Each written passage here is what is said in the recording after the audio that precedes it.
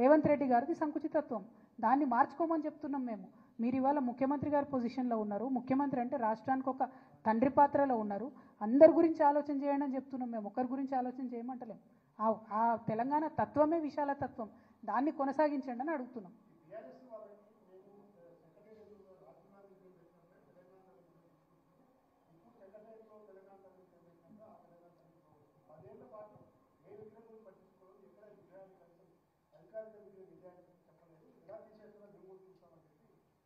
ఇప్పుడు అబద్ధాలు చెప్పడంలో గోబెల్స్ గారిని మించిపోయినారు రేవంత్ రెడ్డి గారు. ఆనాడు కేసీఆర్ గారు అధికారికంగా అమరజ్యోతి అమరవీరుల కోసం మేము కట్టినటువంటి స్తూపాన్ని ఇనాగ్రేట్ చేస్తూ అక్కడ అఫీషియల్గా తెలంగాణ తల్లి విగ్రహాన్ని ఇనాగ్రేట్ చేసిండ్రు. అందులో ఏమీ ఆశ్చర్యం ఏం లేదు. సో ముందే ఆల్రెడీ చేసి ఉన్నారు. కానీ చేసి ఉన్నా కూడా తర్వాత ఆ ప్లేస్లో పెడదాము, అక్కడ ఎక్కడైతే ఇప్పుడు వీళ్ళు రాజీవ్ గాంధీ గారి విగ్రహం పెట్టినరో ఆ ప్లేస్లో తెలంగాణ తల్లిని పెట్టాలని డిజైన్స్ ఫార్ములేషన్ అన్నీ అయినాయి. కానీ వీళ్ళు సోనియా గాంధీ గారి దగ్గర మార్కులు కొట్టేయడానికి అక్కడ రాజీవ్ గాంధీ గారి విగ్రహం పెట్టుకున్నారు. కానీ అది ప్రజల ఆమోదం లేదు. రాజీవ్ గాంధీ గారికి తెలంగాణకి ఏం సంబంధం ఉన్నది? ఏముంది చెప్పండి. పోనీ రాహుల్ గాంధీ గారు సోనియా గాంధీ గారు అంటే వేరు. కానీ రాజీవ్ గాంధీ గారితోనైతే మన ఊహ తెలిసినప్పుడైతే మేము చూడలేదు. తెలంగాణ ఉద్యమం గురించి, తెలంగాణ రాష్ట్రం గురించి ఆయన ఎన్నడూ మాట్లాడలేదు.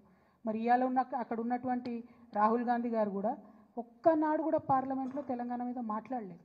మేమేమంటున్నామంటే మాకు సంబంధం లేని వ్యవస్థను, మాకు సంబంధం లేని వ్యక్తుల్ని, తెలంగాణ సమాజానికి సంబంధం లేని వ్యక్తుల్ని బలవంతంగా రుద్దాలనే ప్రయత్నాన్ని విరమించి తెలంగాణ ప్రజలు కోరుకున్న పనులు చేయండి అంటున్నాం. అంతే, వేరే ఏమనట్లేదు.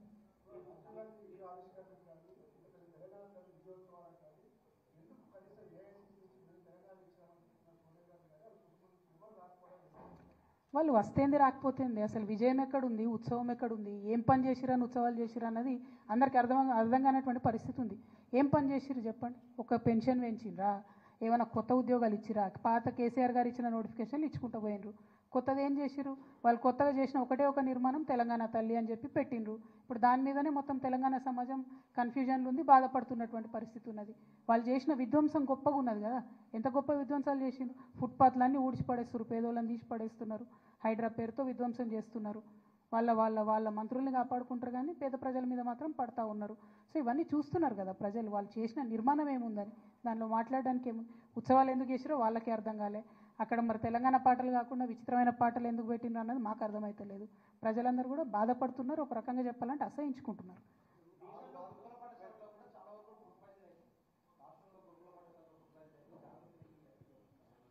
మేము ఆ ఇష్యూ రేజ్ చేయడం జరిగింది. వాంఖడిలో ఒక అమ్మాయి చనిపోయినప్పుడు వారిని కూడా చూడడం జరిగింది.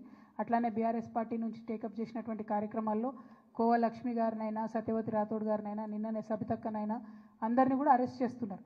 నిజంగా అన్ని చక్కగా ఉంటే, గురుకులంలో వ్యవస్థ అంతా చక్కగా ఉంటే మరి మంత్రులు పోతే భయం ఏముంది? మంత్రులు పోతే ఆపాల్సిన అవసరం ఏముంది? అంటేనే అక్కడ డిఫరెన్స్ అర్థమైపోతుంది కదా. సో ఈ ప్రభుత్వానికి చిత్తశుద్ధి లేదు, నిజం చెప్పే ధైర్యం లేదు.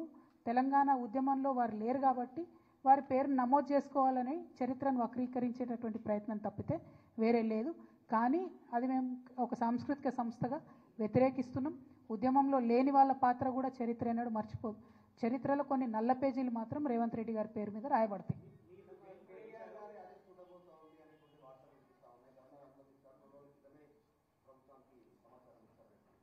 నేను చెప్పిన కదా, నేను పిరికి ప్రభుత్వం ఇదే పని చేస్తారు, ఇంకో పని ఏం చేస్తారు? కార్యకర్తల దగ్గర నుంచి నాయకుల వరకు కేసులు పెట్టే ప్రయత్నం.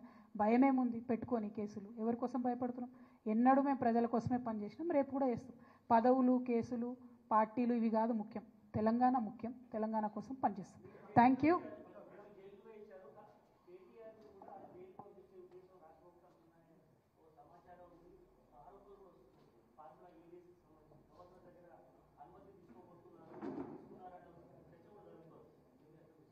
నేను అదే అంటున్నా కదా, ఎవరెవరు నిజాన్ని నిర్భయంగా చూపిస్తారో, ఎవరైతే ప్రభుత్వాన్ని ఎండగడతా ఉన్నారో వాళ్ళ మీద కంపల్సరీ ఈ ప్రభుత్వం ప్రతిచర్యగా కేసులు పెట్టే ప్రయత్నం చేస్తుంది.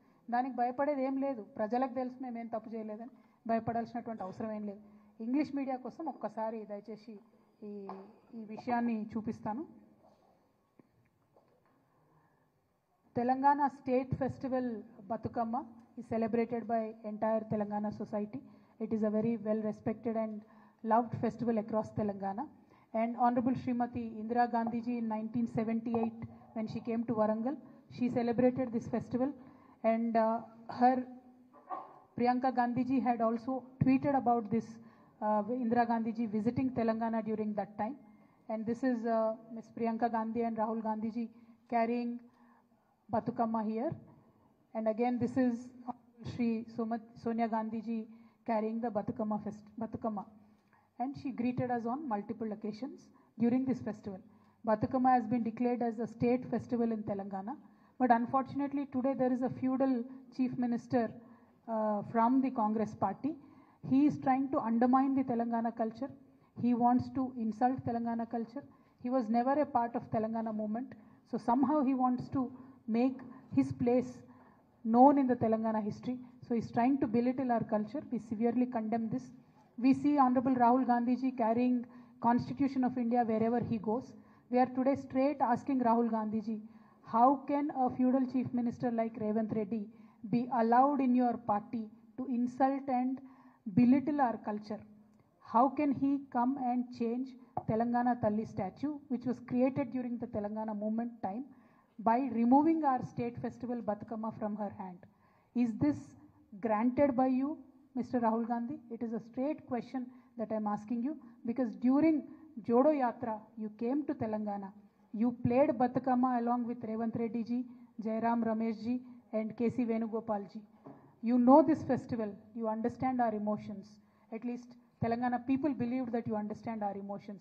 So we are asking Rahul Gandhi ji today, are you approving this change of Telangana Talli statue? Are you supporting your feudal chief minister? This is my straight question. I hope Rahul Gandhi ji will answer. Thank you. Jai Telangana.